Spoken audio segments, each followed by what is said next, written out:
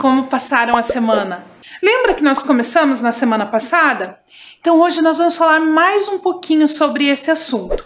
Existem alguns outros seres sobrenaturais que não são divindades, não são deuses, mas que fazem parte aí do mundo sobrenatural e que ajudam esse Deus em algumas tarefas, como por exemplo os anjos. Mas falando então nesse Deus único e soberano que as religiões monoteístas trazem, eu encontrei em vários textos, em vários vídeos, a ideia de que Deus é amor. Então, esse sentimento que nós temos de amor é um sentimento que, segundo os monoteístas ocidentais, é um sentimento que faz parte, então, de quem esse Deus é. Vamos ouvir um pouquinho sobre como esse amor de Deus é representado nos livros sagrados? Acompanhe esse vídeo comigo. Vemos Deus em tudo. Vemos Deus no lindo céu azul. Vemos Deus nas lindas correntes de águas. Vemos Deus em meio à natureza. E apesar de vermos Deus em todas as coisas, existe algo que reflete o grande amor de Deus na sua essência. É aquilo que Ele faz por cada ser humano ao cuidar de mim e cuidar de você. Em 1 João, capítulo 4, versículo 8, o apóstolo, inspirado pelo Espírito Santo, falando sobre o grande amor de Deus, diz assim: aquele que não ama não conhece a Deus, porque Deus é amor. Apesar de vermos Deus em todas as coisas, vermos Deus na natureza, vermos Deus em uma criança ao nascer, mas o amor de Deus precisa estar implantado, enraizado em cada coração.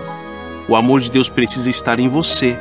A maneira com que você trata o seu semelhante, a maneira que você reage às pressões, a maneira que você corresponde a uma provocação, isso mostra se o amor de Deus está implantado em você ou não. Deus te abençoe no dia de hoje. Que o seu amor não seja apenas um vento que passa, mas seja algo que esteja enraizado dentro do seu coração. Deus te abençoe. Quando nós falamos em amor, a gente lembra de um símbolo. Nós sempre falamos que o amor vem do coração. Mas o coração da gente é mais ou menos como esse aí da imagem. Esse não é um coração de verdade, ele é feito de plástico, de resina, só para a gente ter uma ideia de como o coração é. Mas quando você desenha coração, ele se parece com esse da imagem? Eu acredito que não. Quando nós desenhamos coração, ele se parece com essa forma, com esse símbolo. Por que será que esse coração é tão diferente do nosso coração mesmo? De onde será que vem a ideia de representar o coração com essa forma? Você consegue imaginar? Quem será que teve essa ideia de usar esse símbolo como o símbolo do coração? Na verdade, existem várias explicações, várias teorias do porquê que o coração é representado desta forma. Uma das teorias, que é a que eu mais gosto, é uma teoria que vem lá da Grécia Antiga. Nós já falamos sobre os deuses gregos aqui nas nossas aulas, você se lembra? Lá na Grécia Antiga, tinha uma planta que nascia na região do templo de Hera. E essa planta simbolizava a vida eterna, simbolizava a força, simbolizava a juventude. Por conta disso, a folha dessa planta se tornou também o símbolo da vida eterna. E como nós acreditamos que o amor é um sentimento eterno, principalmente quando nós estamos falando do amor de um Deus, do amor de uma entidade sobrenatural, nós acreditamos nessa eternidade do sentimento. Como vários poetas já retrataram, como vários músicos já retrataram, vários artistas, aquelas pessoas que falam de sentimento, elas sempre falam do sentimento do amor como uma coisa eterna. E é por isso que essa planta, a folha dessa planta, era usada como símbolo desse sentimento também. E você deve estar se perguntando agora, tá, professora, mas qual é a planta? Eu vou te mostrar uma folha dessa planta para você ver se ela realmente lembra o desenho do coração. Olha lá. É bem parecida, não é mesmo? O nome dessa planta aqui no Brasil a gente chama de Hera, né, que é o nome da deusa do templo onde essa planta nascia. Então, o símbolo do coração é muito parecido com essa folha. Ele foi se modificando um pouquinho aí ao longo do tempo até chegar no coração que nós usamos hoje. Então, essa folha se tornou símbolo desse sentimento eterno. E é por isso que esse símbolo se tornou o símbolo também do coração, que é onde nós acreditamos que mora esse sentimento eterno.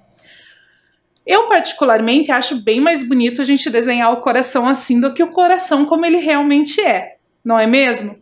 Até porque ia ser bem difícil desenhar daquele jeito. Então, esse símbolo do amor, ele acabou se difundindo aí pelo mundo, os gregos trouxeram essa simbologia e nós usamos até hoje para desenhar no nosso caderno, naquele bilhetinho que a gente manda para a mãe, para a professora, para o pai, para o vô, para a tia. A gente desenha coração em todos os lugares, não é verdade? Então, esse símbolo que vem dessa folha, dessa planta. Nós vimos algumas ideias de representação de Deus, desse Deus das religiões monoteístas, nas artes plásticas, na cultura popular, na escultura, na pintura. E hoje eu trouxe para você ideias de divindade ocidental no cinema. Isso mesmo, como que os filmes, então, que falam sobre Deus, representam esse Deus. Aqui, vale lembrar que nós trouxemos só a representação de Deus. Porque quando eu estava pesquisando, alguns sites, quando eu digitava lá que eu queria ver como Deus foi representado no cinema, eles traziam imagens de como Jesus foi representado no cinema. E Jesus, de acordo com o cristianismo, ele é o Filho de Deus. Ele era uma pessoa que nasceu, ele tinha pele, carne, osso, como nós. Diferente de Deus, que Deus é essa força, essa energia sobrenatural. Então, Jesus pode até ser que alguém realmente saiba como ele era. Existem vários estudos de arqueólogos, antropólogos, historiadores, muita gente que estuda como era a aparência de Jesus quando ele nasceu. Mas Deus, não existe nenhuma referência para que a gente saiba como ele era, como ele é, né? Esse Deus cristão, espírita, judeu, essa imagem de Deus, esse Deus das religiões ocidentais. Então, vai da imaginação do cineasta, da imaginação do roteirista, da imaginação do diretor. Por isso, você vai ver que existem várias representações bem diferentes, algumas até engraçadas. Vamos conhecer algumas? O primeiro é esse filme de 1977. O nome do filme é Alguém Lá em Cima Gosta de Mim. E esse senhor que aparece aí na foto é Deus. Olha só como Deus é representado nesse filme. Um senhor já de uma certa idade, de óculos, boné, uma pessoa bem comum. Esse filme, ele é dos Estados Unidos. E se a gente observar a aparência desse senhor, é muito comum nos Estados Unidos, não é mesmo? Então essa é a representação lá de 1977 do filme Alguém Lá em Cima Gosta de Mim. E agora eu vou mostrar para você um bem diferente. Olha só, no filme Dogma, quem fazia o papel de Deus era a cantora Alanis Morissette. Isso mesmo, uma mulher. Ela representava Deus.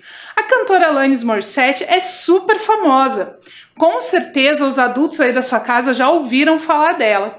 E muitas meninas aí que se chamam Alanis provavelmente têm esse nome porque seus pais gostavam dessa cantora. Então, a Alanis Morissette, em 1999, no filme Dogma, fez o papel de Deus. Ela era Deus nesse filme. Olha que bacana! Porque os textos sagrados não falam se Deus era homem ou mulher. Na verdade, a maioria dos textos diz que Deus não tem gênero. Então, o cineasta, o roteirista, o diretor representam Deus da maneira como eles imaginam, não é mesmo? O próximo também é de 1999, do filme Assim no Céu como na Terra. E Deus é esse senhor, careca, de cabelos... Ele é careca na parte de cima, cabelinho branco na lateral, sem barba e usando uma túnica. Né? Uma túnica que a gente vê muito nos filmes que representam aí a Idade Antiga. Essa é uma outra representação de Deus do filme Assim no Céu como na Terra, de 1999. Mas agora eu vou trazer para você uma representação de Deus aqui no Brasil. Isso mesmo, no filme Deus é Brasileiro. É um filme nacional, um filme brasileiro que foi feito em 2003. E quem é Deus? O ator Antônio Fagundes. Isso mesmo, aquele que você já deve ter visto em alguma novela. Ele fez o papel de Deus no filme Deus é Brasileiro. A aparência é mais parecida com aquela que nós vimos nas obras de arte na semana passada, lembra? Cabelo branco, barba branca. Mas aqui ele usa uma roupa muito comum do dia a dia, né? Uma camisa xadrez, ele usa sempre um suspensório. Então, o Antônio Fagundes é Deus no filme Deus é Brasileiro, que foi feito aqui no Brasil em 2003. Nesse mesmo ano, saiu um filme de comédia do Jim Carrey, que se chama O Todo-Poderoso.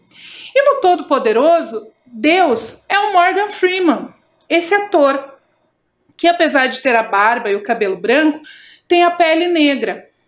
O Morgan Freeman, ele já representou Deus em outros momentos também, mas nesse filme ele aparece diversas vezes, sempre de roupa toda branca, mas ele é Deus no filme O Todo-Poderoso, que foi feito em 2003 lá nos Estados Unidos.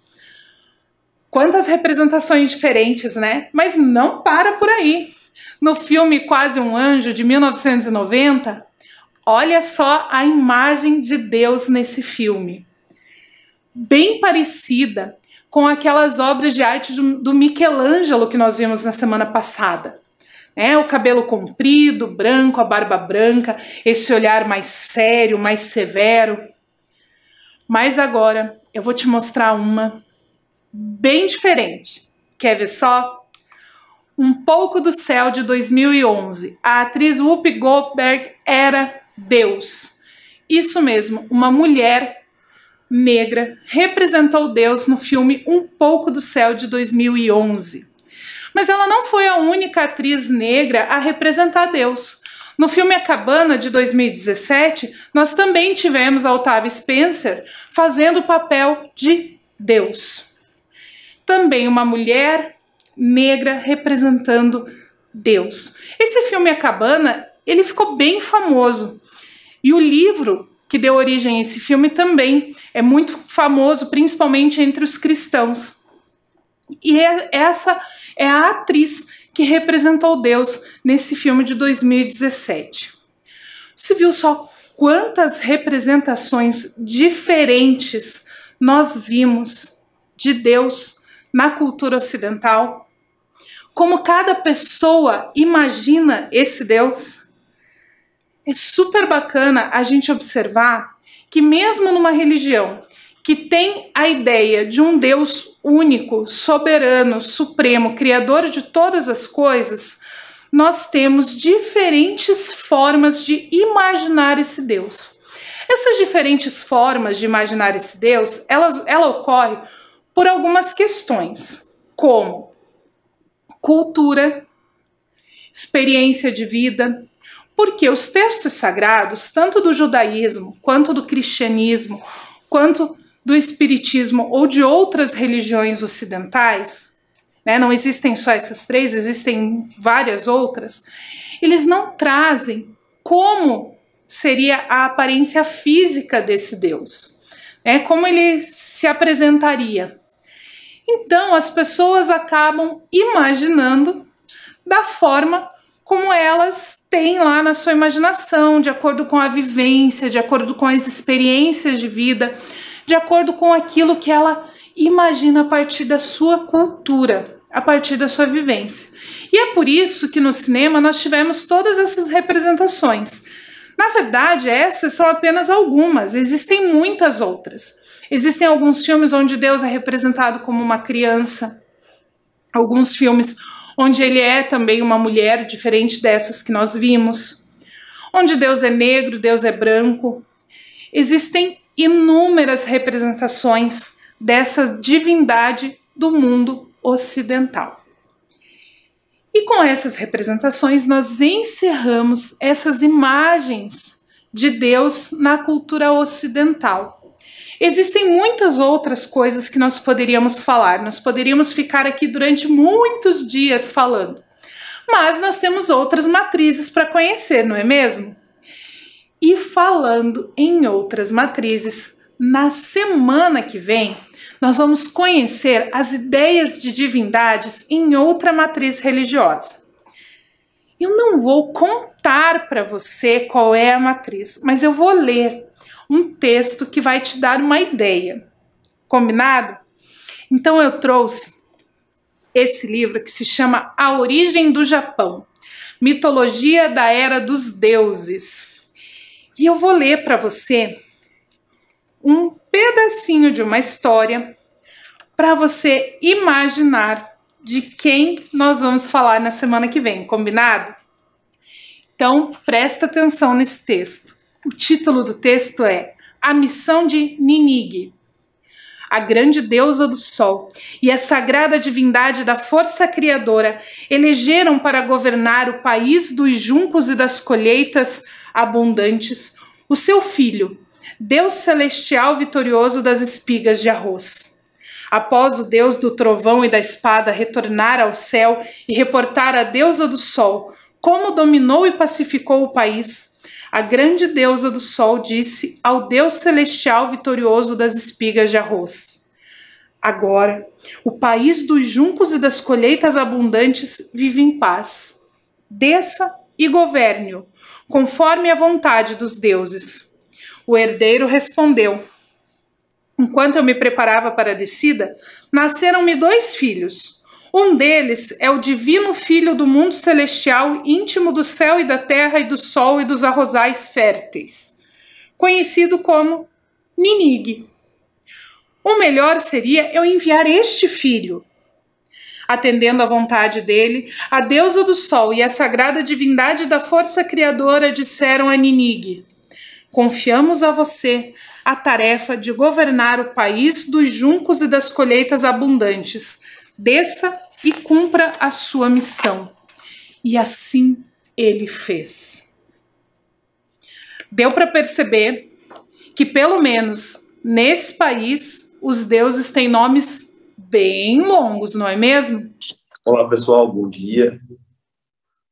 Muito obrigado pela presença de todos vocês, né? Como sempre, muito obrigado ao Buda Sensei pela cerimônia, pela prática de hoje. Essa semana também recebi uma pergunta sobre o que são as divindades protetoras, né? Essas divindades celestiais que a gente fala bastante no budismo. Na verdade, a pergunta era se dava para comparar, né, essas divindades com os anjos, né, que a gente conhece aí do catolicismo, dessas religiões ocidentais. Eu não sei responder exatamente se dá para a gente comparar as divindades celestiais benevolentes do budismo com os anjos, até porque eu não sei muita coisa sobre anjos.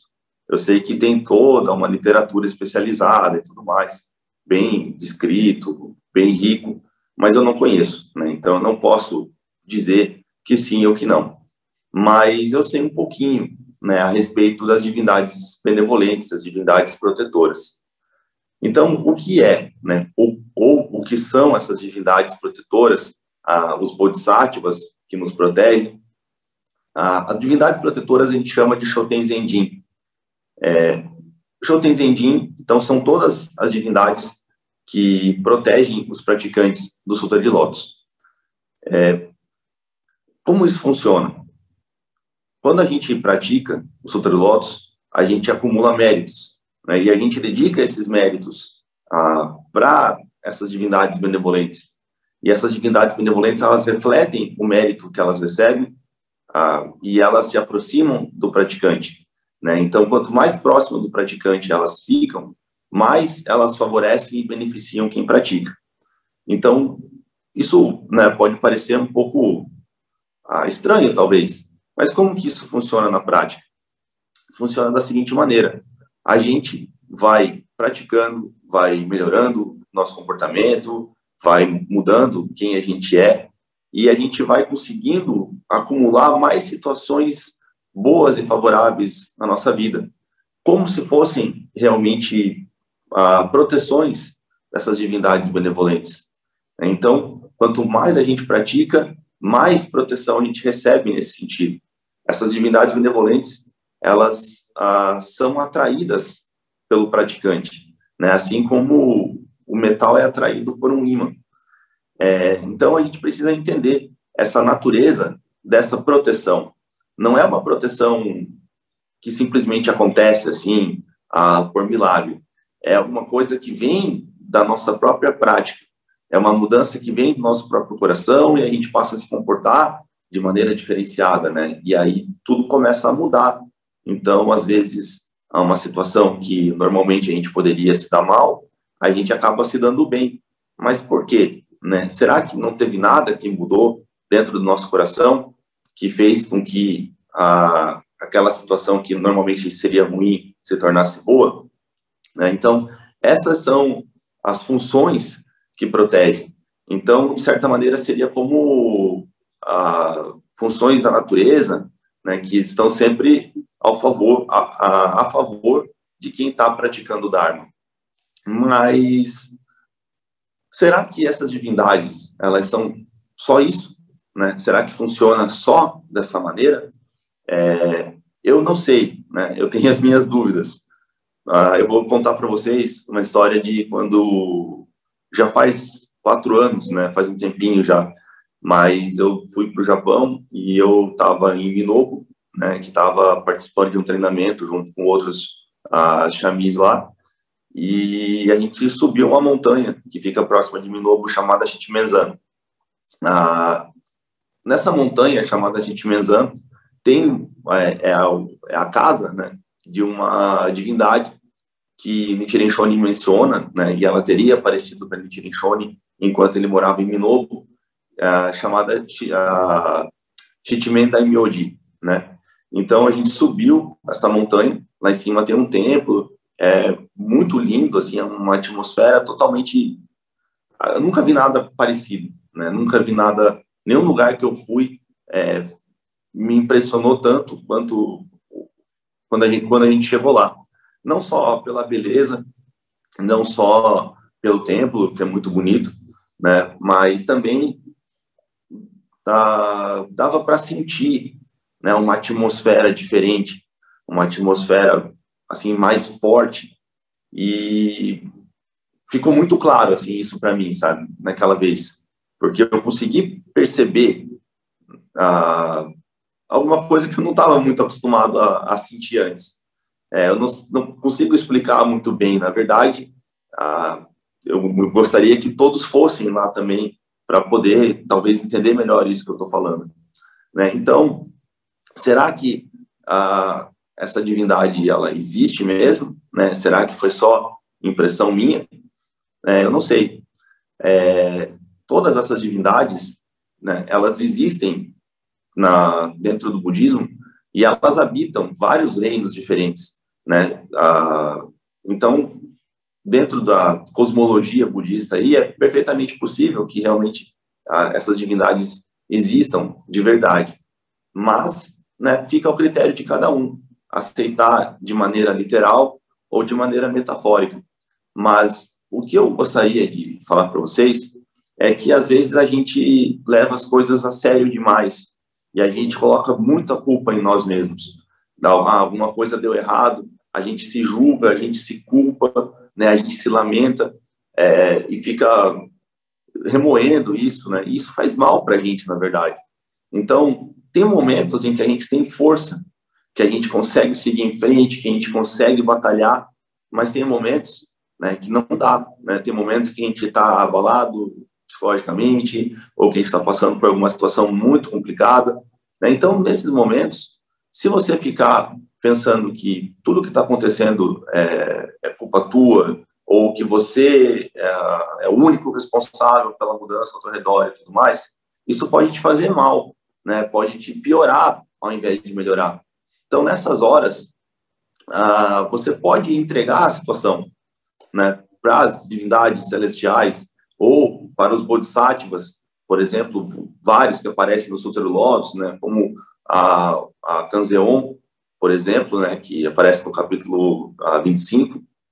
Então, a gente pode confiar que as coisas vão melhorar, né, que nós, como praticantes do Sutra do Lótus, a gente vai receber essa proteção em algum momento, que as situações elas vão ficar melhores naturalmente, né? A gente pode tirar um pouco esse peso do ombro, porque é muito ruim, né, a gente carregar isso, assim, essa pressão de que eu tenho que fazer as coisas acontecerem, tenho que fazer tudo mudar, a minha vida só depende de mim, né? A gente vive numa relação de interdependência, né? É uma rede de coisas que se entrelaçam, se misturam e fazem com que tudo ao nosso redor seja do jeito que é. Então, a gente pode tirar esse peso, às vezes, né? Então, está muito difícil, está muito complicado, só recita o Daimoku, né? Recita o Daimoku com a mente aberta, com o coração puro, sem pedir nada, sem esperar nada, só recita, né? Com concentração, com pureza, né? Com tranquilidade. E pensa, né? Agora vou esperar, né? De certa forma que essas divindades se manifestem e me ajudem. Então, é uma forma da gente pensar, tá? Para a gente aliviar um pouco nossa pressão e o nosso sofrimento. Se elas existem ou não existem, né? Vocês podem experimentar. Vocês podem, talvez, ir Shichimenzan, mas não é só Shichimenzan, né? Todos os lugares, né, essas divindades habitam, e a gente pode sentir elas, se a gente quiser, né? Então, experimentem vocês mesmos e tirem as suas próprias conclusões, né? Se vocês acham que existe ou que não existe. Mas uma coisa que é fato e é verdadeiro, que independente da interpretação que você adote, os praticantes do Sutra do Lótus, os praticantes do Dharma correto, né, são beneficiados por sua prática, né? E as situações ao redor dos praticantes acabam se resolvendo e se tranquilizando naturalmente se a nossa prática estiver forte e determinada, tá bom? Então era isso que eu queria dizer para vocês. Desejo a todos um bom dia. Para finalizar, eu queria recitar o Daimoku 3 vezes, então, por favor, me acompanhe. Namo Myoho Renge Kyo. Namo Myoho Renge Kyo. Namo Myoho Renge Kyo. Muito obrigado. Então, na semana que vem, a gente vai voltar para falar das ideias de divindades em outra matriz religiosa. Nós vamos falar sobre essas divindades, os nomes que elas recebem, da forma como a gente fez com a matriz ocidental, combinado? E se você descobrir aí mais alguma informação super importante que você acha legal sobre os deuses na matriz ocidental, sobre a representação desse deus das religiões monoteístas, anota no seu caderno, para a gente ter aí esse registro, para nós não esquecermos dessas representações, dessas ideias das divindades dentro da matriz ocidental. Combinado? Então, na semana que vem, a gente volta com mais conhecimento acerca das divindades, sobre a diversidade religiosa e sobre as ideias de divindade em outra matriz. Combinado? Então, te espero na semana que vem com mais conhecimento. Fique bem, lave as mãos, tome bastante água e até semana que vem.